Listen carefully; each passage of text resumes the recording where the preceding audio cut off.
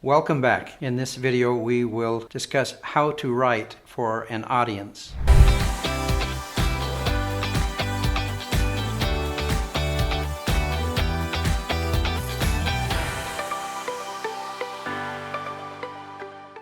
We're Raj and Carolyn Nielsen. We have been writers for a long time, and both in magazine industry and writing books. We've written a lot of TV commercials, advertisements, but right now we are helping business people that they can use to write a book for their business. So here you are in your quiet place. The kids are all in bed. You're all ready to write, and you are determined you're going to get your 1,000 words in before midnight. You know your subject. You know your audience. The question is, what are you going to write that your audience wants to read?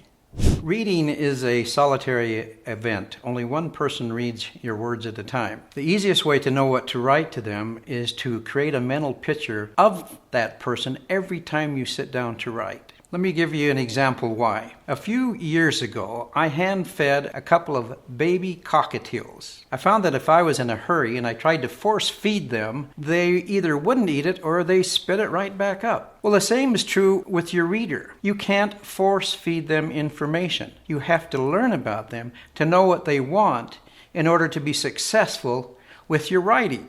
As a business person, you have the knowledge, you have the information, you have what you think is important to put in a book. But you don't want to be overly creative, you don't want to be pompous, you don't want to be cute, you just want to get the information to them. And the best way to do that is to know who you are writing to. Because if you are writing to everybody, you're writing to nobody. The best way to communicate is just to write the way you talk. That's casual. And there are some instances where you'll need to write in other styles. But when you are writing to your audience, write in words that you would use if you were speaking to them. It's appropriate to toss in an occasional sentence fragment. They work.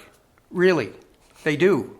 An expression set apart with dashes is less formal than an expression set apart with commas. The secret is to write to hold your reader's attention clear through the climax. The easiest way to do that is to write in a manner that they are accustomed to reading. If it's formal, you write formally.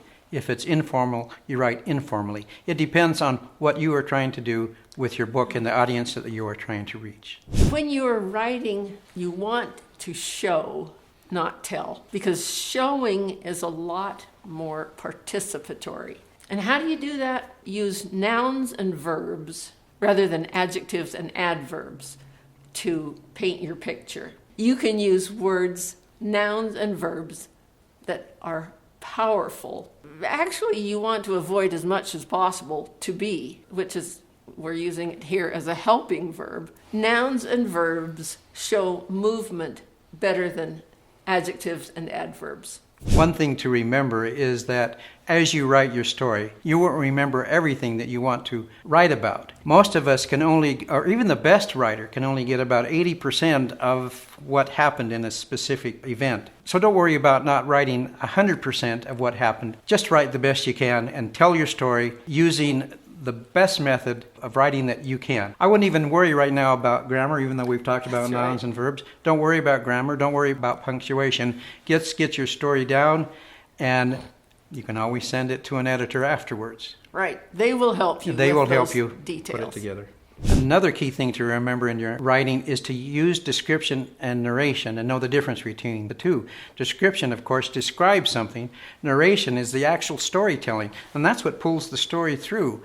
That you have anecdotes, you have quotes, you have a description, but it's the narration that links them together, and your transitional sentence is part of that, but it's the narration that moves the story along. The key here is to keep the reader in high suspense, keeping them moving, keeping them wondering what's going to happen next in the story. But you need to remember the focus of your market. You've got to remember who you're writing to so that you know what to give them next. We got one more point to give you, but before we go on, would you take a moment and click like? The bottom line is that readers have got to believe that what you are writing is really important. It's got to be vital to them. Anything less, it just doesn't carry the subject to the end. If this video is of value to you, please watch our video, How to Come Up with a Book Idea.